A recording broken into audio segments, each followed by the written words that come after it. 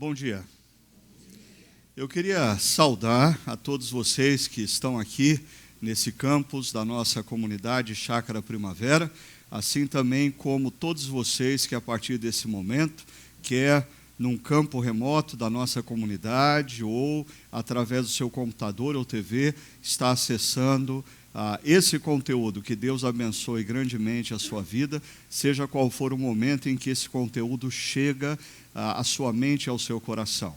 E nós, como comunidade, temos, nas últimas semanas, refletido sobre esse tema, fé no exílio. E para aqueles que têm acompanhado, ou para aqueles que estão chegando hoje como visitante, vieram participar desse momento precioso de recepção de novos membros ou batismo, deixa eu só dizer uma coisa para vocês. Toda essa série de reflexões que você pode encontrar no nosso site na internet, ela parte do seguinte pressuposto.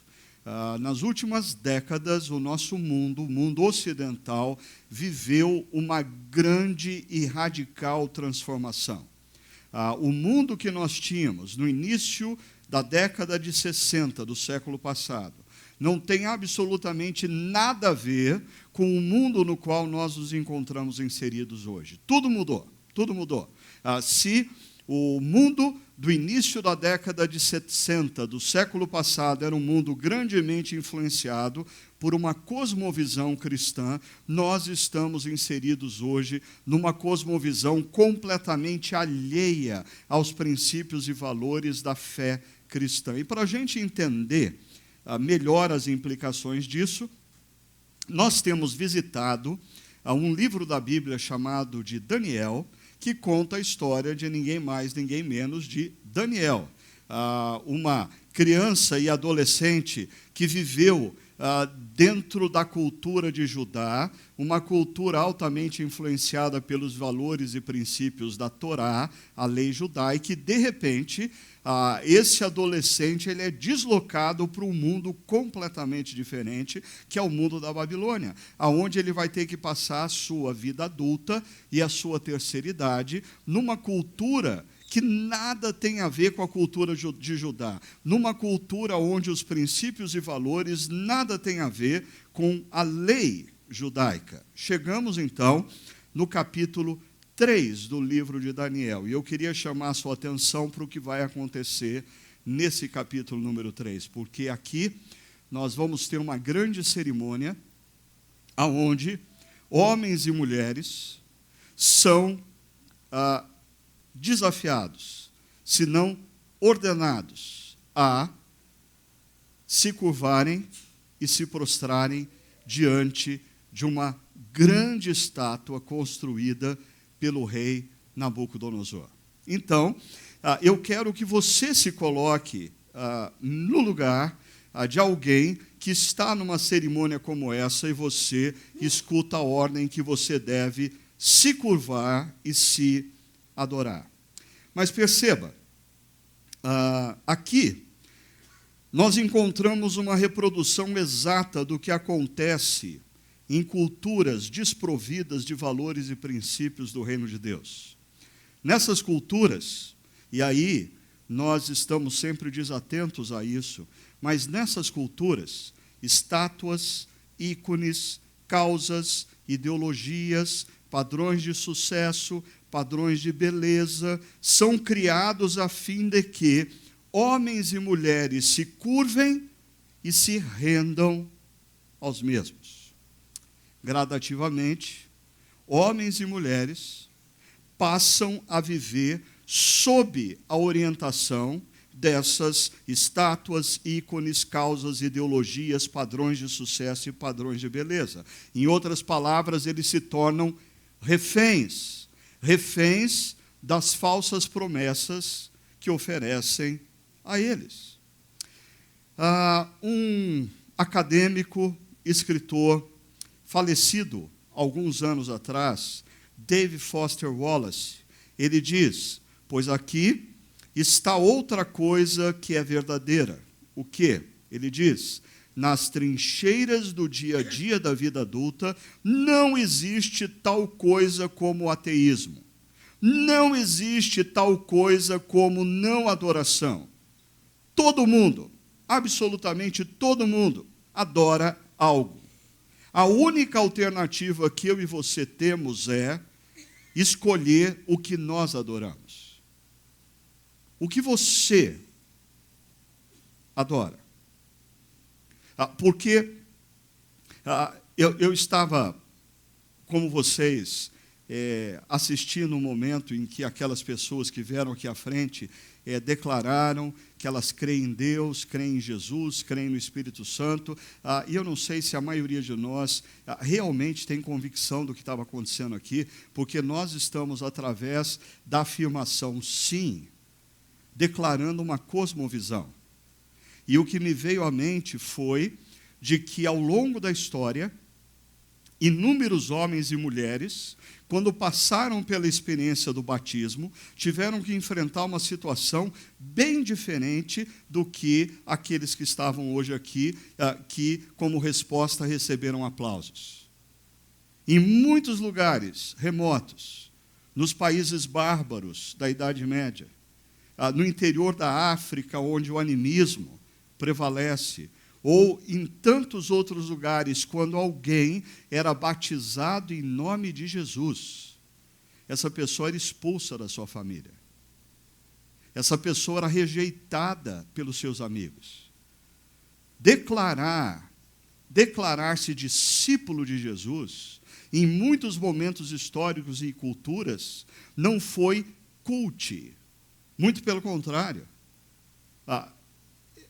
Era uma sentença de que você seria recriminado, de que você seria perseguido, que você seria alvo da agressão e possivelmente morte. Interessante, a gente não tem muita consciência de que quando hoje nós estamos diante de uma comunidade local, declarando que Jesus é o nosso Salvador e Senhor, nós estamos negando que o dinheiro é o nosso Redentor. Nós estamos negando que o sucesso profissional é a nossa redenção. Nós estamos negando que o prazer, o sexo, é a fonte da nossa maior alegria. Nós estamos negando que as ideologias, quer de direita ou de esquerda, são a nossa razão maior de vida. Ou se nós não estamos fazendo isso, nós ainda não entendemos o que nós fazemos quando somos batizados e nos afirmamos discípulos de Jesus. Porque perceba, quer no passado, quer hoje, preste atenção, aqueles que se curvam e se rendem a essas estátuas, ícones, causas, ideologias, padrões de sucesso ou padrões de beleza, aqueles que se curvam e se rendem são considerados, a partir daí, integrantes do sistema e estão livres de qualquer retaliação ou opressão. Mas aqueles que decidem não se curvarem e não se renderem, passam a ser alvo de rejeição, discriminação e perseguição. Em algumas culturas, esse processo de rejeição, discriminação e perseguição são mais explícitos. Em outras culturas, esse processo de rejeição, discriminação e perseguição é bem mais sutil. O cristianismo teve que enfrentar essa realidade, por exemplo, no primeiro século, quando o Império Romano determinou que o César, o imperador, deveria ser adorado por todos, então absolutamente todos deveriam afirmar: César é o Senhor, e os cristãos afirmavam: Jesus é o Senhor. Mais recentemente, cristãos foram alvo de rejeição, discriminação e perseguição no contexto dos países comunistas. Ainda hoje, nos países de maioria muçulmana, cristãos são privados de seus direitos, são alvo de agressão e até condenados à prisão ou à morte. Somente nos últimos 12 meses, mais de 4.300 cristãos foram mortos em países de maioria muçulmana. Quase que 2.000 templos e prédios religiosos nos últimos 12 meses foram queimados, foram destruídos em países de maioria muçulmana. A perseguição a cristãos, preste atenção no que eu vou dizer, porque a mídia, por alguma razão, não diz. A perseguição e morte de cristãos no mundo é hoje a causa número 1 acerca dos direitos humanos. Mas, por alguma razão, a nossa mídia insiste em não tratar esse assunto. Causa número 1 dos direitos humanos. Mas seria um grande equívoco nós acharmos que no contexto da nossa sociedade ocidental, capitalista, não existe também formas de intimidação, ridicularização e discriminação. Eu diria, existem e são crescentes. São crescentes. Agora, antes da gente continuar, é importante a gente fazer uma afirmação clara e com todas as letras. Veja só, verdadeiros discípulos de Jesus, pela própria natureza do seu chamado e missão, ou seja, eles foram chamados pela graça, eles não foram chamados pelo mérito, eles foram chamados pela graça e missão. Eles foram enviados ao mundo para ser bênção. Então, pela própria natureza do seu chamado e missão, jamais deveriam estar associados a qualquer prática de rejeição, de discriminação ou perseguição de pessoas, seja por sua etnia, seja por sua cor, seja por sua raça, seja por seu comportamento, seja por sua opinião política ou sua crença religiosa. Se isso aconteceu no passado, se homens e mulheres, em nome de Jesus, perseguiram e mataram pessoas, o que eles fizeram foi um crime. Eles estavam errados. O que eles fizeram é completamente inconsistente com a vida do mestre que eles afirmam seguir. Quando nós olhamos a maneira como Jesus se relaciona com as diferentes pessoas, com as diferentes opiniões, com os diferentes comportamentos. Desculpa, eu não consigo olhar para Jesus e ver Jesus rejeitando, discriminando ou perseguindo uma pessoa por sua etnia, por seu comportamento, por sua opinião ou por sua crença.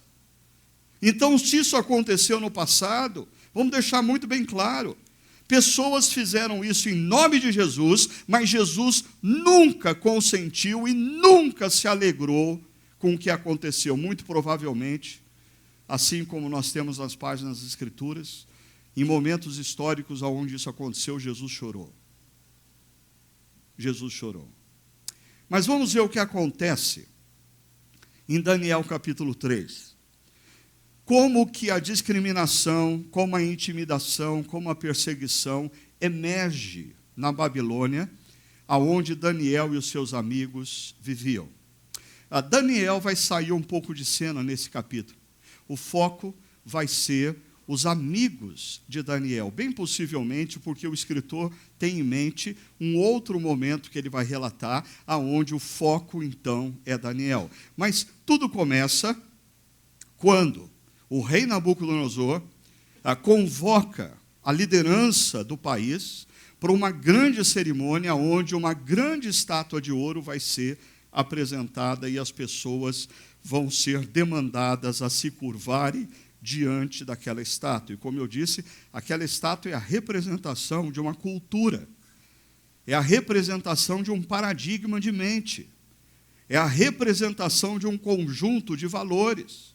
Curvar-se diante daquela estátua de Daniel, capítulo 3, é curvar-se diante do poderio do Império Babilônico, com tudo o que o Império Babilônico fazia e cria. Assim, deixa eu convidar você para, nos próximos versos, perceber alguns elementos que faziam parte daquela cerimônia, mas eu queria chamar a sua atenção depois para perceber como esses mesmos elementos ainda se fazem presente na história, por exemplo, em governos autoritários, ou mesmo numa sociedade supostamente livre como a nossa, aonde o marketing faz uso de ferramentas para inculcar na nossa mente e no nosso coração determinados valores e nos levar a nos rendermos, nos curvarmos diante da cultura. Então, presta atenção. Verso 1. O rei Nabucodonosor fez uma imagem de ouro, e olha só, essa imagem tinha 27 metros de altura. É um prédio de 8, 9 andares. E ele ergueu numa planície chamada planície de Dura. Por quê? Porque ao colocar essa estátua numa planície, pessoas poderiam avistar essa estátua de 27 metros de altura e de ouro, de lugares muito distantes. Em outras palavras, essa estátua, ela gerava uma intimidação devido à sua suntuosidade e o valor daquele monumento. Especialistas na história e na ciência política dizem que, por exemplo, a razão de alguns monumentos no Egito tinha a mesma motivação, intimidar os visitantes. E outros dizem que toda a construção dos monumentos em Washington, capital dos Estados Unidos, também tem o mesmo propósito. Quando você visita, você perceber quão pequeno você é diante, por exemplo, da estátua de Abraham Lincoln. Ou seja, é uma forma de você, através da suntuosidade e o valor, inconscientemente dizer, você não tem como resistir a isso. Quem está colocando esses valores para você é imensamente maior do que você. Mas o texto continua. Depois convocou os sátrapas, os prefeitos, os governadores, os conselheiros, os tesoureiros, os juízes, os magistrados e todas as autoridades provinciais. Nós temos aí 8 níveis de poder. E eles foram convocados para assistirem à dedicação da imagem que o rei mandara erguer. O verso 3 simplesmente enfatiza, e existe uma razão para isso, para que o leitor perceba que, de fato, diante da convocação estavam ali sátrapas, prefeitos, governadores, conselheiros, tesoureiros, juízes, magistrados e todas as autoridades se reuniram para a dedicação da imagem que o rei Nabucodonosor mandara erguer e ficaram em pé diante dela. Em outras palavras, as pessoas que estavam diante dessa estátua não eram um zero à esquerda na sociedade, não eram pessoas que ninguém nunca tinha ouvido falar, elas eram pessoas poderosas, elas eram pessoas de influência, elas eram pessoas que talvez os adolescentes e jovens, quando olhavam elas passando com seus camelos BMWs pelas ruas da Babilônia, elas diziam, esses adolescentes e jovens, quando eu crescer eu quero ter oportunidade para ser como um desses caras. Ou seja, a importância social dos presentes. Não é um Zé Ninguém que está diante da estátua. É um ícone de poder e influência da sociedade. Vai pensando aí. Verso 4. Então, o arauto proclamou em alta voz: esta é a ordem que lhes é dada, ó homens de todas nações, povos e línguas. A Babilônia não é uma província. Nesse momento, a Babilônia é uma espécie de New York City. Homens e mulheres das mais variadas partes do mundo se fazem presentes ali. E, bem possivelmente, entre essas autoridades existiam homens e mulheres de diversas nações e etnias. Em outras palavras, nós não estamos diante de um evento provinciano. Nós estamos diante de um evento de caráter global. E isso intimida. Quem pensa assim não é o pessoal do seu bairro, é o mundo. Quem concorda com determinado posicionamento não é a tua turma de escola. Entra nas redes sociais, o mundo concorda com esse tipo de posicionamento. E continuando o texto, esse arauto diz: quando ouvirem o som da trombeta, do pífaro, da cítara, da harpa, do saltério, da flauta dupla e de toda espécie de música. E sempre quando eu ouvi essa história contada pelas minhas professoras de escola bíblica dominical, eu imaginava a seguinte cena. Assim, estava todo mundo em pé diante da estátua e, de repente, esses instrumentos, todo mundo tocava ao mesmo tempo. Ou seja, fazia um grande barulho. E aí, N.T. Wright diz: essa é uma visão equivocada e é desconhecimento da cultura antiga. Nós temos aqui uma grande orquestra. E assim como acontece em cultos de algumas igrejas, aonde a banda toca uma música bonita e as pessoas são convidadas a virem para o altar e se colocarem de joelhos, nós não estamos falando de um momento onde todos os instrumentos tocam e as pessoas se curvam. Nós estamos falando de um momento com um apelo emocional, porque música mexe com as emoções. Isso aqui, nós estamos aqui diante de uma produção artística impactante, que tem música e coreografia. Porque quando você está num ambiente com milhares de pessoas, e uma música envolvente é tocada, e pessoas ao seu redor começam a chorar, e se colocarem de joelhos, você é impactado.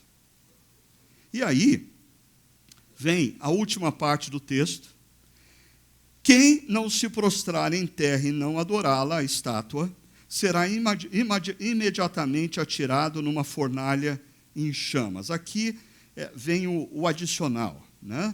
Ou seja, ok, você quer participar dessa cerimônia e se curvar diante da estátua de boa, você tem os seus privilégios e todos os seus direitos estão mantidos. Agora, se você não se curvar, a partir de agora você vai ser discriminado, você vai ser perseguido, e no caso aqui de Daniel e seus amigos, você vai ser morto. Deixa eu mostrar isso para vocês de uma outra forma. Você tem lá no círculo acima, se a Lene estiver por aí e quiser jogar aqui, me ajuda, tá? Suntuosidade e valor.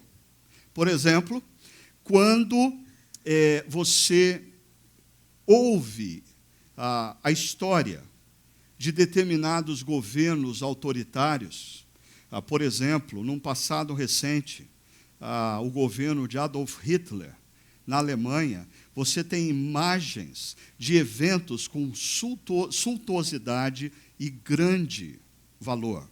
Mas também quando você vê empresas automobilísticas lançando um carro altamente caro, você vê também elas lançando um carro num evento com grande suntuosidade e valor. Interessante, seja no evento político, seja no lançamento do carro, você precisa de pessoas importantes presentes. Por exemplo, quem faz a propaganda do carro não é um Zé Mané, é possivelmente um artista de Hollywood. Quem vende cápsula Nespresso para você não é um cara desconhecido. E quando algumas mulheres estão tomando um cafezinho Nespresso, elas se sentem tomando café com um galã de Hollywood, porque, afinal de contas, a imagem do produto se associa à importância das pessoas. Aí você tem o caráter global desses eventos. Adolf Hitler, ele fazia questão de trazer peças de impérios do passado, império grego, romano, egípcio, para colocar em Berlim, para dar a visão de globalização do seu poder. E os grandes produtos, as grandes marcas hoje em dia, elas não são marcas provincianas. Elas têm um caráter global. Quando a Apple lança o novo iPhone, o novo iPad ou o novo MacBook, ela não lança numa cidadezinha da Califórnia. Ela lança pela internet e o mundo assiste. E aí, você tem sempre nesses eventos grande produção artística. Por exemplo, deixa eu voltar ao carro muito caro que é lançado.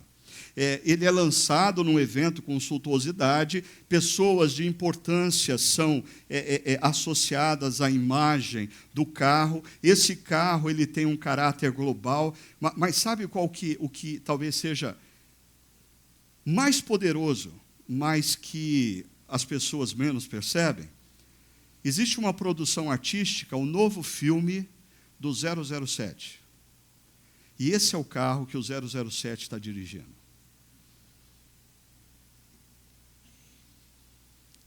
Determinados valores e comportamentos,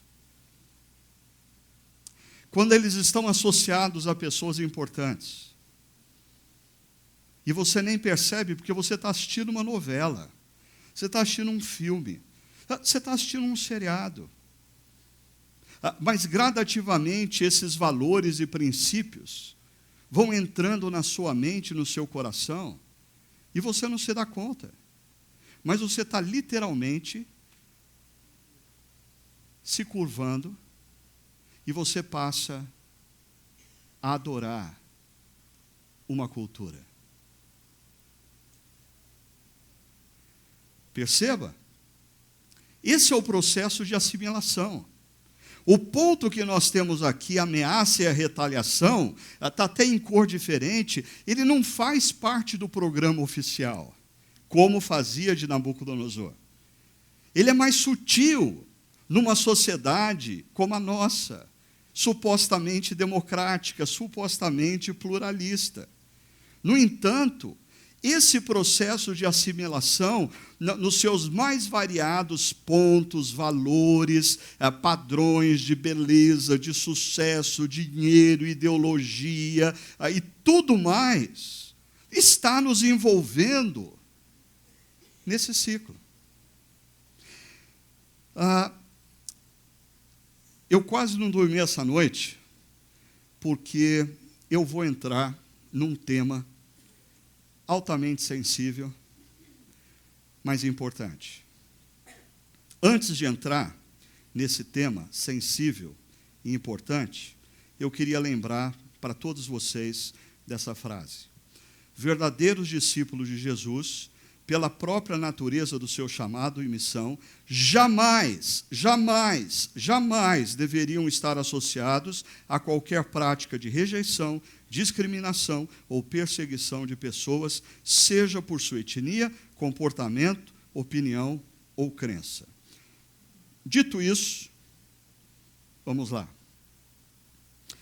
Um pastor, mas que também é designer, produtor de filmes, escritor, ele é pastor de uma igreja chamada Mosaic, na Califórnia. Ervin McManus afirmou, certa ocasião, que, olha, por favor, preste atenção no que eu vou dizer agora.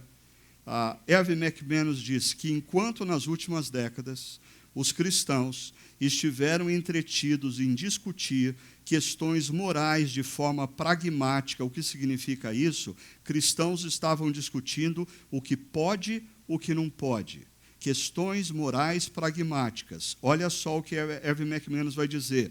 O movimento LGBT construiu uma verdadeira arquitetura cultural na qual hoje estamos inseridos. De forma organizada ou orgânica, o fato é que eles, o movimento LGBT, gradativamente adentrou, influenciou e dominou o mundo. Preste atenção, o mundo das artes, música, cinema, teatro, TV, da moda, roupas, tendências, que nós muitas vezes não temos critério acerca do que nós estamos usando, né? Da academia, discursos, livros, professores e das grandes corporações.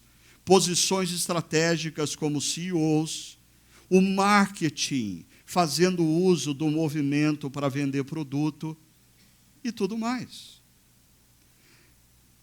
O que a grande maioria daqueles que se afirmam discípulos de Cristo não se dão conta, e que eu vou agora pontuar, é que nós não vivemos numa cultura pluralista na qual um dos fortes e emergentes movimentos é o movimento LGBT.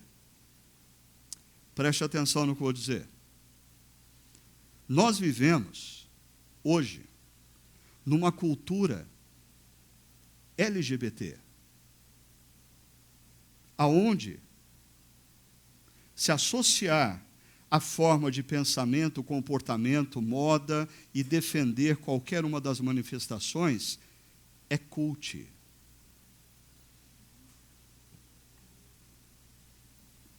Agora você entende porque eu não dormi direito. Porque, assim, desculpe, eu sei que esse é um tema delicado, mas eu vejo, às vezes, pastores ou pregadores não tratando esse tema. Por quê? Porque eles estão sucumbindo ao sistema. Eles foram assimilados. E, no fundo, eles concordam com o que a cultura está impondo. Outros, de maneira desrespeitosa, de maneira bélica, tratam o tema de uma forma que Jesus jamais trataria. O problema maior, e por favor, continua comigo antes de me acusar, ok? O problema maior, olha só, é que nessa cultura, essa cultura que predomina, essa cultura LGBT, na qual nós somos um dos movimentos, ok? Não basta dizer, eu respeito os gays, amo-os em Cristo, tenho amigos gays com quem sento-me à mesa sem problema nenhum, mas não concordo com a premissa por eles defendidas de que a sexualidade humana transcende o gênero masculino e feminino. Mas eu os respeito, eu os amo, eu sento à mesa com eles, eu não tenho problema com isso. No entanto, na cultura vigente, não basta você dizer isso. Na cultura vigente, que se diz pluralista, você precisa abrir mão das suas convicções, senão, imediatamente você passa a ser descriminalizado, rejeitado, ameaçado, processado e perseguido. Seja você psicólogo, seja você médico, seja você advogado, seja você político, seja você um mero mortal e insignificante como eu, pastor. Deixa eu mostrar para vocês 2 exemplos de como isso acontece. Primeiro deles, Valcir Carrasco, autor de peças e novelas da Rede Globo.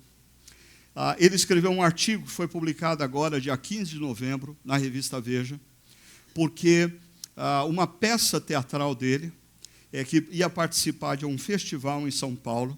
Esse festival começou a ser alvo de um boicote de um grupo dentro do movimento LGBT, a ponto de o responsável maior do festival ligar para ele e ele decidir retirar a peça de teatro dele.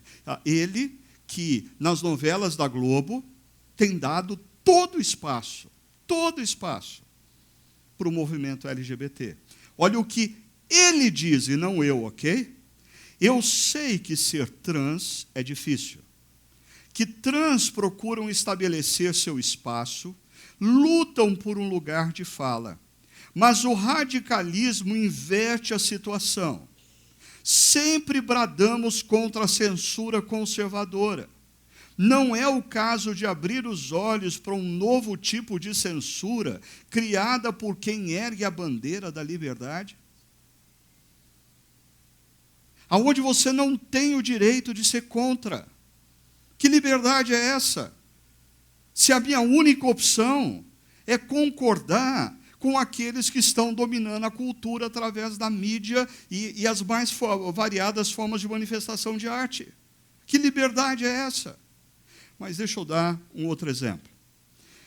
Alguns anos atrás, Howard Schultz, CEO da Starbucks, foi convidado para falar num evento em Chicago chamado The Global Leadership Summit. Esse evento, que alguns de vocês aqui conhecem e já participaram, é um evento global, como o próprio nome diz, que é assistido simultaneamente por mais de 400 mil líderes em diferentes culturas, e a organização por detrás desse evento está associada a uma igreja na região de Chicago chamada Willow Creek Community Church. Quando o movimento LGBT nos Estados Unidos ficou sabendo que Howard Schultz iria falar num evento sobre liderança, mas associado ao pensamento cristão, eles começaram uma grande campanha nas redes sociais, convocando as pessoas a sabotarem, a boicotarem a Starbucks. Se ele for falar nesse evento, todo o nosso movimento, não vamos mais comprar nada na Starbucks. A pressão foi tão grande que dias antes do evento, em agosto de 2011, Howard Schultz ligou para o líder da organização, pedindo desculpas, mas ele não iria falar naquele evento.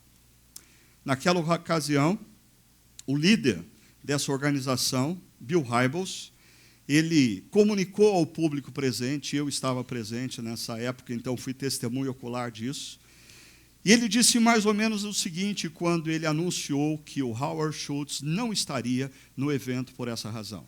Ele disse assim: eu sei, alguns de vocês estão pensando exatamente em dar o troco na mesma moeda. A partir de agora, eu não compro mais nada na Starbucks. Ele diz, por sinal, alguns de vocês estão pensando em colocar nas redes sociais o que aconteceu e convocar o mundo evangélico norte-americano numa grande campanha de boicote à Starbucks. Aí esse líder, para mim, disse algo surpreendente. Ele falou assim, não. Se a gente fizer isso, a gente não vai mostrar que a gente é diferente. Eu queria, ele falando para o auditório, eu queria convocar você o seguinte, quando acabar a sessão hoje desse evento, por volta das 4:30 p.m, saindo daqui, passa no Starbucks, compra um café e prove que você é diferente.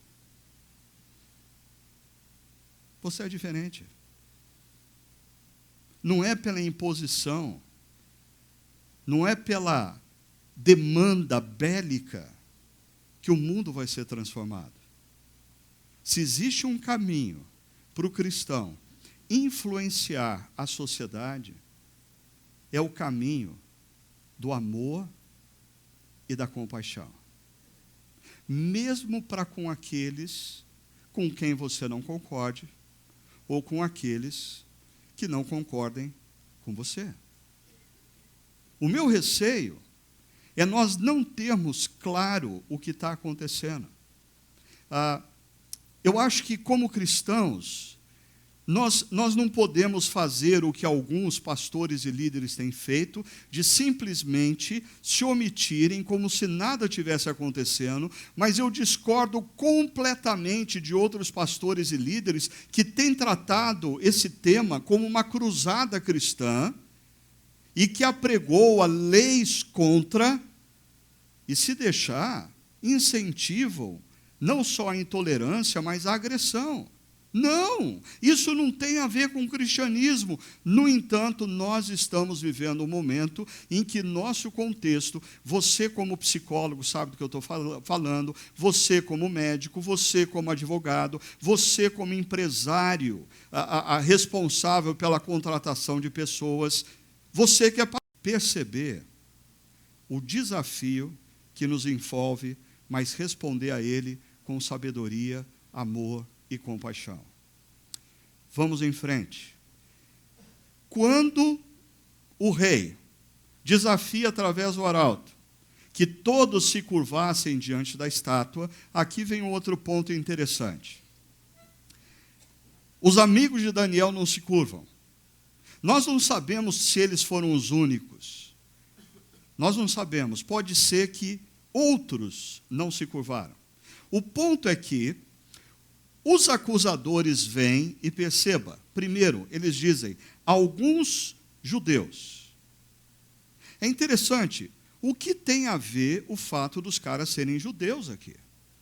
Se o problema é religioso, o rei mandou as pessoas se curvarem, e um grupo de pessoas não se curvou, qual o problema deles serem judeus? Eu diria que é o mesmo problema que muitas vezes nós temos enfrentado quando, em algumas posições estratégicas dentro da empresa, quando algumas campanhas publicitárias, quando peças de teatro, quando filmes são produzidos por cristãos, não importa a qualidade. O grande problema são cristãos. Segunda coisa, o problema deles não é essa coisa aqui religiosa. O problema deles é esse aqui, ó. Eles foram nomeados pelo rei para exercer poder. O problema aqui tem a ver com poder, com influência. Em outras palavras, preconceito. Eles são judeus, eles têm uma cosmovisão diferente, e o senhor rei os colocou numa posição de poder. O que esses acusadores querem é eliminar pessoas que pensam de maneira diferente deles dentro do sistema de poder. Então, o rei manda chamar aqueles 3 jovens e dizer, escuta, eu ouvi dizer que vocês não se curvaram, eu achei um absurdo vocês fazerem isso, então eu vou dar uma nova chance aqui, eu pedi para a orquestra vir, e eu vou fazer uma cerimônia toda especial só para vocês, e a orquestra vai tocar, e vocês têm o direito de se curvarem diante de mim. Né? Mas eles dizem, desculpa, rei, nós não vamos fazer isso, não gasta o tempo dos seus músicos, não gasta o tempo do auditório. E eles afirmam o seguinte, se formos atirados na fornalha em chamas, o Deus a quem prestamos culto pode nos livrar-nos, e Ele nos livrará das tuas mãos, ó rei. Em outras palavras, existe um Deus acima de você, ó rei. Mas eles dizem uma outra coisa. Se Ele não nos livrar, e aqui a coisa pega, se Ele não nos livrar, saiba, ó rei, que não prestaremos culto aos teus deuses, nem adoraremos a imagem de ouro que mandaste erguer. Porque a ética desses 3 rapazes não está baseada em circunstâncias. A ética desses 3 rapazes está baseada em princípios. Se você, como dono de um negócio, vive uma ética baseada em circunstâncias, se você é empresário, se você é advogado, se você é psicólogo, se você é médico, seja qual for sua área de atuação, se a sua ética está baseada em circunstâncias, você vai se curvar diante das estátuas. Agora, se a sua ética está baseada em princípios, eu não posso dizer para você que você não vai enfrentar fornalhas. Porque você vai. A gente começou essa reflexão falando que ao longo dos séculos cristãos enfrentam perseguições. No primeiro século, nossos irmãos e irmãs tiveram que se negar a dizer que César é o Senhor. E alguns deles morreram por causa disso. Por que nós achamos que nós, cristãos do século 21, não vamos passar por situações como cristãos em outra cultura, em outro tempo, passaram? Perceba, nós estamos falando aqui de uma ética baseada em princípios e não em circunstâncias. E eu queria afirmar o seguinte, viver a partir de uma ética baseada em princípios e não em circunstâncias, implica, presta atenção, em fazer o que é certo, simplesmente porque é o certo a ser feito.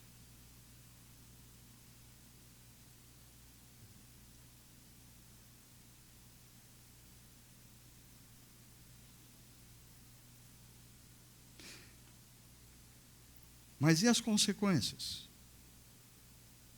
Bom, deixa eu deixar claro uma coisa para você. Sempre que você estiver nessa bifurcação, você tem duas alternativas. Ou você vai se curvar diante de Jesus, ou você vai estar se curvando diante da estátua. Não existe meio termo. Não existe como você não se curvar diante da estátua. Se você tem uma fé ou uma ética circunstancial. O rei, então, fica irado e manda jogar aqueles jovens na fornalha. Olha o que o texto diz. Nabucodonosor ficou tão furioso. Nabucodonosor era meio bipolar. Quando você lê a história, você percebe essas variações de humor dele, né? Ele ficou tão furioso com Sadraque, Mesaque e Abednego, que o seu semblante mudou. E ele deu ordens para que a fornalha fosse aquecida 7 vezes. Ou seja, eu estou tão irado com esses caras que não basta torrá-los numa fornalha. Eu quero ver tostá-los assim, imediatamente, assim que eu jogá-los nessa fornalha. E ordenou que alguns dos soldados mais fortes os atirassem na fornalha em chamas. E se você depois ler o texto, você vai ver que esses soldados, só de se aproximarem da fornalha para jogar os 3 jovens, eles foram consumidos pelo fogo, tamanho o poder daquela fornalha.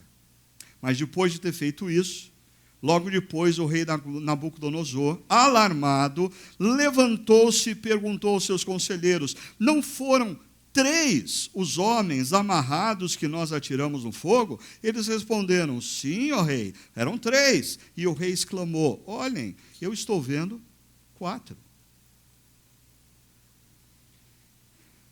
Desamarrados e ilesos, andando pelo fogo, e o 4º se parece com um filho dos deuses. E alguns estudiosos e teólogos vão dizer que essa é uma aparição de Jesus, aquele que 6 séculos depois vai entrar na história e é conhecido como Deus Emanuel, o Deus conosco, que é um contraste, perceba, um contraste com os deuses babilônicos, que no capítulo 2, os feiticeiros, os encantadores, os astrólogos disseram que os deuses deles não habitavam entre os homens. Daniel 3, o Deus de Sadraque, Mesaque e Abednego é o Deus Emanuel, o Deus que está com eles, é o Deus do Salmo 23. Ainda que eu e você passemos pelo vale da sombra da morte, nós não precisamos temer, porque Ele está conosco. Ele nos conduz a águas tranquilas, Ele nos conduz a pastos verdejantes. Ele não é um Deus distante, Ele é o Deus Emanuel que se faz presente em nós e que 6 séculos depois entrou na história para naquela cruz provar o seu tremendo amor por nós e nos convidar a nos rendermos a Ele e nos tornarmos discípulos dEle, discípulos que não se curvam diante de estátuas. Disse então Nabucodonosor: louvado seja o Deus de Sadraque, Mesaque e Abednego. E aqui perceba como o autor da história, ele faz uma inversão. Porque essa história começa com Nabucodonosor demandando que as pessoas adorem a sua estátua, a estátua que ele criou, inclusive os amigos de Daniel. E, de repente, o que está acontecendo aqui inverteu a coisa, é Nabucodonosor louvando o Deus de Sadraque, Mesaque e Abednego. que enviou o seu anjo e os livrou e livrou seus servos, pois eles, perceba essa palavra aqui, por favor, eles confiaram nele. E porque eles confiaram nele, o que eles fizeram?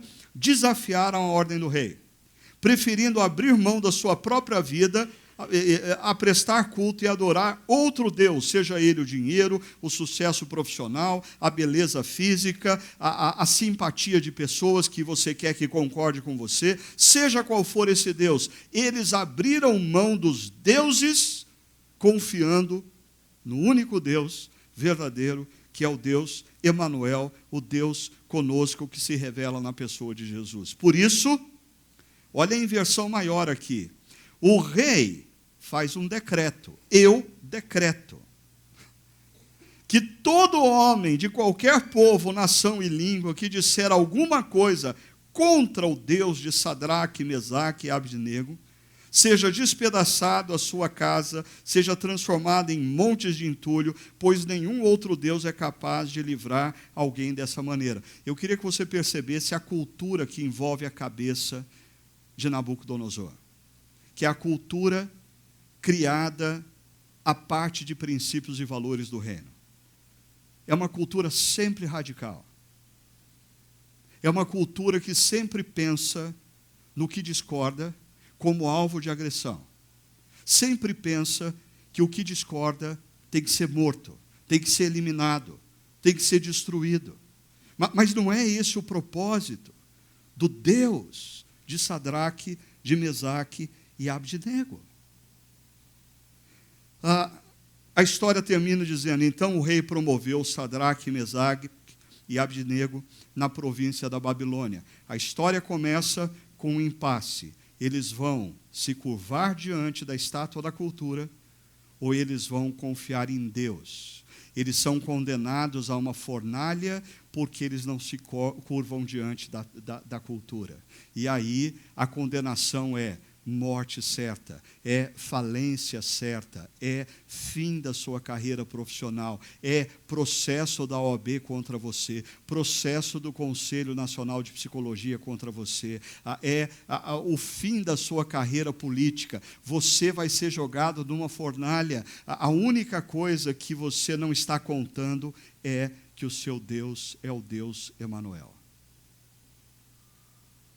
E se você for para a fornalha, Ele vai estar com você nela. E a sua obediência vai gerar a bênção de Deus sobre a sua vida. Porque é interessante que essa história termina com esses jovens sendo promovidos na cultura. Por quê? Porque eles não se curvaram diante da cultura. Eles não se curvaram diante da cultura. Deixa eu contar uma última história, e aí a gente termina.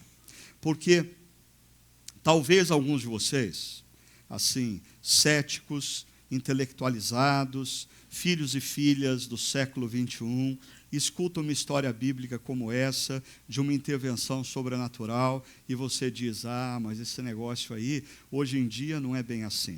E eu tenho uma história para contar para vocês, que eu acho que eu nunca contei aqui em público, sempre relutei muito em fazer isso, mas uma das principais pessoas envolvidas, o Mike Gorin, já contou por todos os cantos, então eu resolvi contar para você perceber que o nosso Deus é o mesmo. Ontem, nos tempos de Daniel, é o mesmo hoje, e você pode confiar. Bom, a história começa quando, na conferência do CTPI, de 2015, eu passei toda a conferência pensando comigo, essa vai ser a última conferência minha.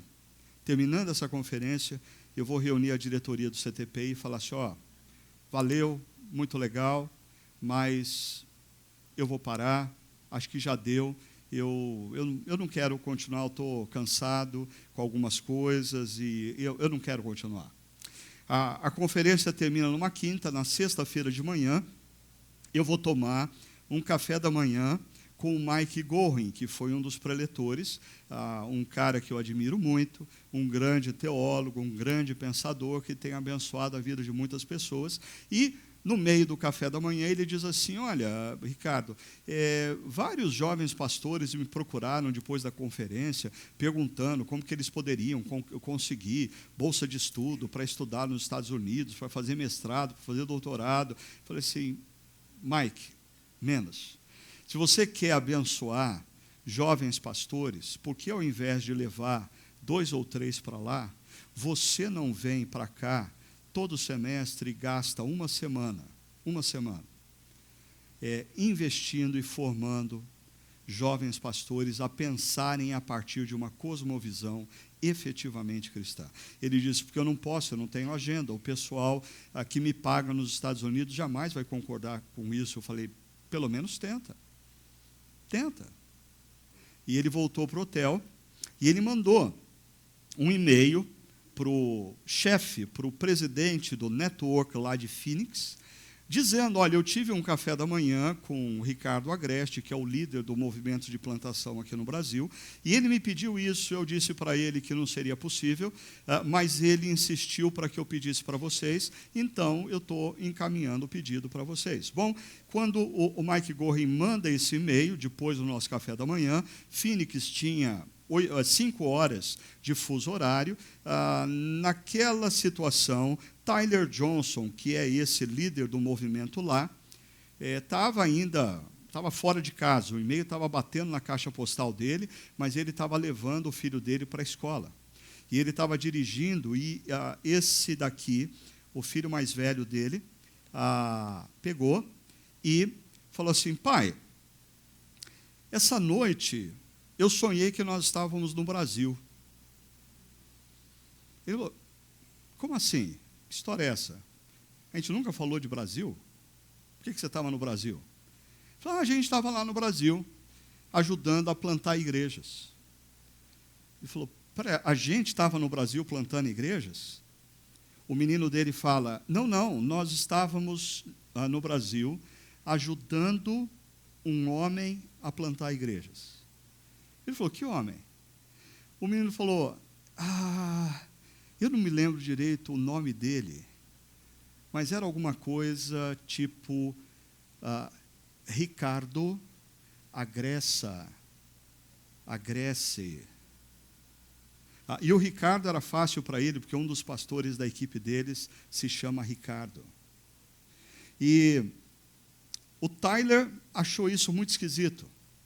E voltou para casa, e quando abriu a sua caixa de e-mail, tinha um e-mail diante dele, enviado pelo Mike Gorin, dizendo: eu acabei de ter um café da manhã com o líder do movimento de plantação de igreja, Ricardo Agreste, e ele me pediu para a gente fazer isso. O Tyler, deixa eu dizer uma coisa, eu sou um cara supra-racional, hiper-racional. Mike Gorin é também um teólogo reformado, nunca falou em línguas, nunca teve visão. O Tyler, idem. Nós estamos falando de 3 pastores altamente conservadores que nunca tivemos experiência sobrenatural. O Tyler, quando vê aquele e-mail, manda uma mensagem para o Mike Gorin dizendo: a gente está precisando conversar. E ele conversa com o Mike Gorin e diz: o que está acontecendo aqui? E ele conta o sonho que o filho teve. E o Mike Gorin imediatamente fala assim: volta aqui para o hotel, a gente precisa conversar. Porque eu falei: o que está acontecendo? Eu falei: não, tem uma coisa urgente. Eu fiquei preocupado, falei: ele está passando mal, alguma coisa. Fui para lá e ele fala desse sonho. Aí, o Tyler Johnson, quando, em meio a tudo isso, o que ele faz, o que qualquer um de nós faria, abre a tela do computador, vai lá no Dr. Google, e ele escreveu Ricardo Agreste, está vendo quem é Ricardo Agreste, tem um monte de foto do Ricardo Agreste na tela do Google. Nisso, os filhos dele chegam da escola e vêm cumprimentar ele, e o menino dele, quando o cumprimenta e olha para a tela do computador, diz: pai, é esse o homem do meu sonho. Por causa disso, nos últimos 4 anos, o Mike Gorin tem vindo para o Brasil, não uma semana por semestre. No próximo ano, ele vai passar 45 dias no Brasil e no Chile. Por quê? ele entendeu, com toda essa experiência, que esse era o mover de Deus. Deus continua sendo o mesmo, ontem, hoje e sempre. Mas eu queria que você, por favor, prestasse atenção numa coisa. A nossa obediência não está condicionada a experiências sobrenaturais. A nossa obediência faz parte da ordinariedade do discípulo de Cristo. Nós obedecemos o que Jesus pediu, não porque Ele fez algo extraordinário por nós nessa manhã, nos dando uma visão ou um sonho. Não, nós fazemos o que Jesus pediu porque Ele fez algo extraordinário por nós há 2000 anos atrás, morrendo naquela cruz e nos comprando com o seu sangue. Nós somos dele agora. Por isso nós não nos curvamos diante de estátuas. Nós obedecemos a Ele. E assim eu termino perguntando a você, qual tem sido sua resposta diante da ordem para curvar-se e adorar? Às vezes eu fico preocupado em perceber. Eu me deparo hoje em dia com alguns cristãos que eles demonstram mais paixão pelas ideologias que eles abraçaram do que pelo evangelho do reino. Ouvindo-os, me parece que eles são capazes de morrer pelas suas ideologias. Mas eles não me parecem tão prontos a morrer por Jesus. Suas posições têm sido tomadas a partir de uma ética baseada em princípios ou em circunstâncias? Porque lembre-se, não existe meio termo. Ou você não se curva diante das estátuas da cultura, e você vai passar talvez a ser discriminado, perseguido, ou você se curva. Aí não vem discriminação, não vem problemas, mas você negou a Jesus, aquele que há 2000 anos atrás se entregou naquela cruz, em amor a você e a mim. E lembre-se, nós vimos aqui essa manhã na liturgia a bem-aventurança que diz: bem-aventurado aqueles que são perseguidos, injuriados, discriminados por causa do meu nome. Eu diria que porque o Deus Emanuel se faz presente de uma maneira sobrenatural na vida e na história de todos aqueles que sofrem por causa dele. Lembre-se, o verdadeiro Deus se revela na vida daquele que é chamado Emanuel, Deus conosco. Queria convidar você a fechar os seus olhos e, na presença desse Deus, responder hoje. A cultura que nos cerca demanda: curve-se e adore.